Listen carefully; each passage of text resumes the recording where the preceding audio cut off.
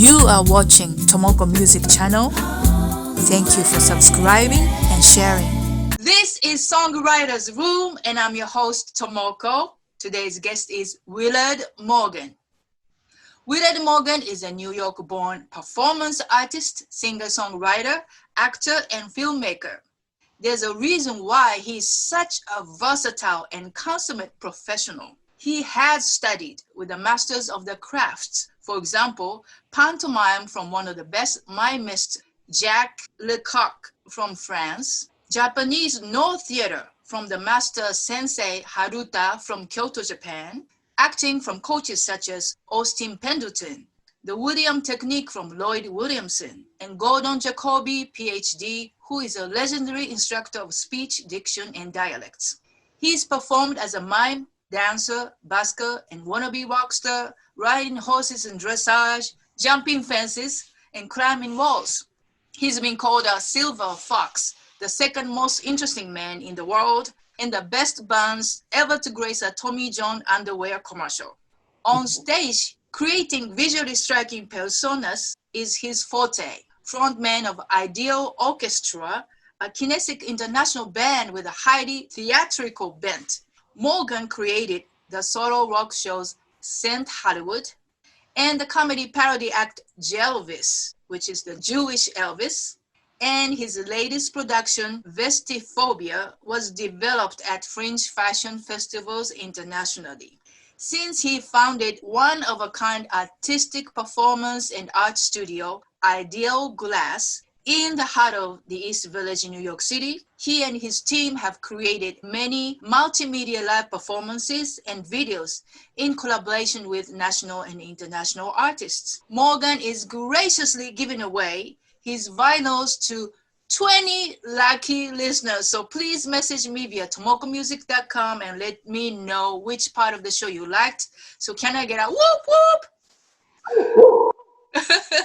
So ladies and gents, please welcome Willard Morgan! Hi, Tomoko. Great to be here. I'm sitting at my 1926 Steinway M series piano, which was given to me by my late godfather, on 8th Street, or 5th Avenue. In this very building, 9 West 8th Street, apartment that the Barons recorded in, I have dedicated to my mother, the late Susie Morgan, who you can find on SoundCloud. She was highly regarded, who was also what they call a Met semi-finalist, which means she almost got the biggest gig in the opera world when she auditioned. She your biggest inspiration? Absolutely my biggest inspiration. She was in all of the Gilbert and Sullivan operas. She was the ingenue. She was always singing the young lead. And she was in The Mikado. She was in countless Gilbert and Sullivan light music comedies.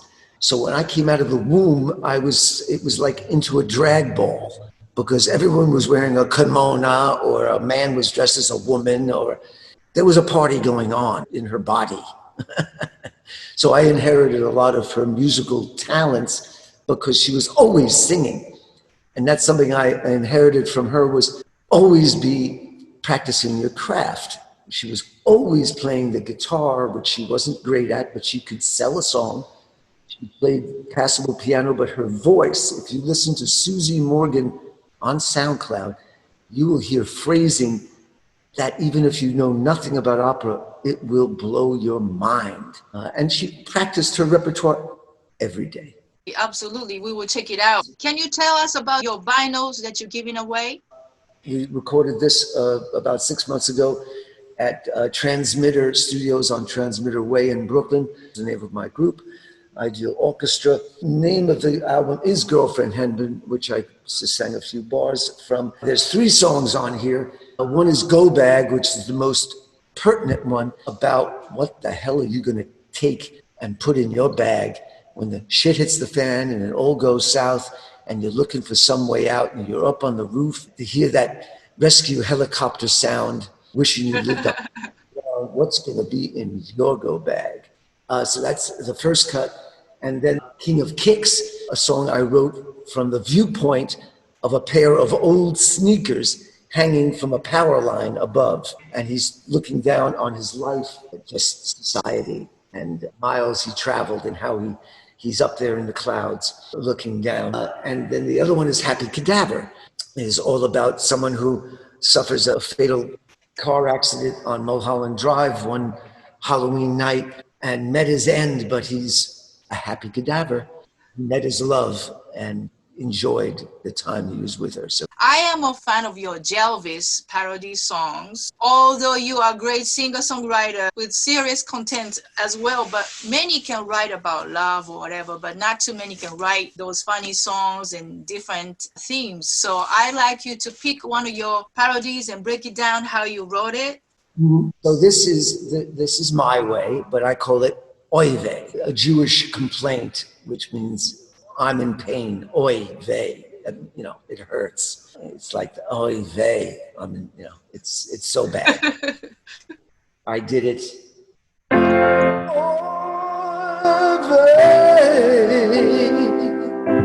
It goes on and uses Hebrew words and Yiddish words to tell the story of a performer who's lived a long life, like Sinatra, and Neil Sedaka, who I think wrote it. Always a popular song. In fact, I sang it in Paris at a famous disco, La Scala, when they had an Elvis retrospective, and it killed. 400 Frenchmen were cheering. Very few of them were Jewish, I think. That song, it hit home, and people understood the humor in the double entendre of the oy vey instead of my way.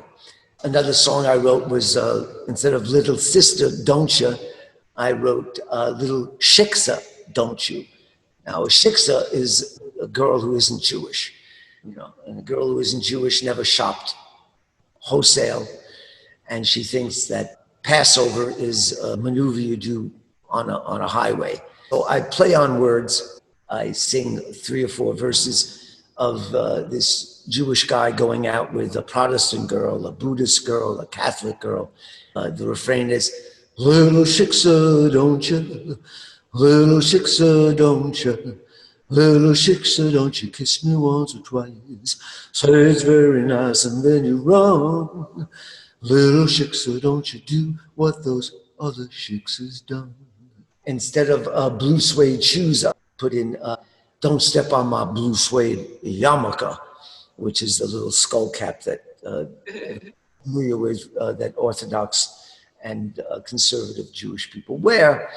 And so I said, don't step on my blue suede yarmulke. You can do anything but stay off of that blue, blue, blue. I don't mean chartreuse shade yarmulke. So how do you come up with these ideas? I always look for humor as a comedian. You're a comedian too? Well, I think you sense that, don't you? But I never seen you doing a stand-up. Jelvis is a stand-up routine, you know. Okay. But I did my time on the stand-up stage, but I got bored with the repetitive routines. And being my mother's child, was always attracted to music as well. So I write funny songs. Many stand-up comics either have a repertoire of funny songs. Adam Sandler had his funny songs, and so many people like Tim Minchin. He wrote Matilda, Groundhog Day, and he's a piano-playing sit-down stand-up with a brilliant repertoire of funny songs. So I love funny songs because they come out of the tradition of musical comedy theater that Gilbert and Sullivan were very, very adept at. The patter songs, all of those comedies. So that's what I grew up in, or from my notebooks, which are just filled with notes. And I wrote a song about taking a girl to lunch in LA, and all she wanted was sushi, top shelf liquor, and filet mignon and sashimi. So I came up with the hook, this shit's expensive. Everyone loved that song. She's a cutie, so I say, be in my movie. Let's do lunch someplace groovy. She says, okay, how about sushi? Sushi's groovy. At the bar, she's knocking back the sake. Then she yells more wasabi, unagi, tomago, ikura, awabi, amegi, tomago, maguro. I said, honey, this shit's expensive. Sacucher, cuesta mucho dinero, entiendes? Where can I find that song? I'll find it and put it up online. Please. I was part of St. Hollywood. What is the biggest challenge in your journey, and what advice can you give to up-and-coming songwriters, especially doing the comedy type of music? Dealing with what you're going through daily, write as often and every day that you can. I try to write as soon as I get up in the morning, after maybe a little chanting or a little stretching, a little matcha latte, a little yoga. I try to sit down and transcribe from my quick notes. What is your new endeavor? Writing a few songs about modern romance, of course, about Tinder dating, and another one about selfies. Tinder dating. Also, I'm writing a rock and roll horror film on fashion, which is called Fashion is Murder. It has musical numbers with dead models walking again, the runway of life, or runway of the afterlife. Gee, I just came up with that, the runway of the afterlife. See, you inspire me. See, everybody is inspiration. Runway of the afterlife. So are you going to do an online concert or something? Been streaming almost a couple of times a week. We're always performing here. And I have my ukulele, you know.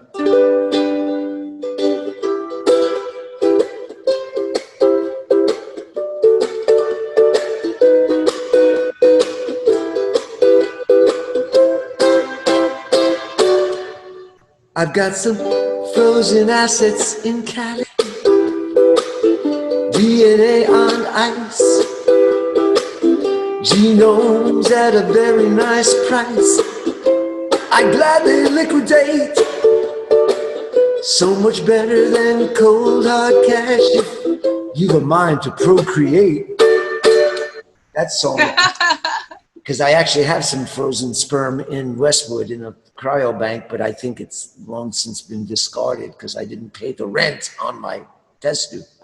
And that song came out of that experience of having a friend go through prostate surgery and being worried about his being able to create a legacy. And so I went to a cryobank in Westwood and made a deposit. It led to the song about frozen assets in Cali. So I use my life constantly, and my life is insane and absurd, just like everybody else. But I try to see the humor side in what is, well, right now, quite tragic. But, you know, songs like Go Bag, it's about the end of the world. What are you going to grab for your last ride? And King of Kicks, a pair of sneakers with holes in it, looking down on the world and going, what a life I had. And so I try to find comedy, either instructive, something not didactic, not trying to teach, but trying to influence people through taking everything so seriously and putting it to words and music. Absolutely. So this is going to be the last question. What advice would you give to your 20-year-old self? Stay funny.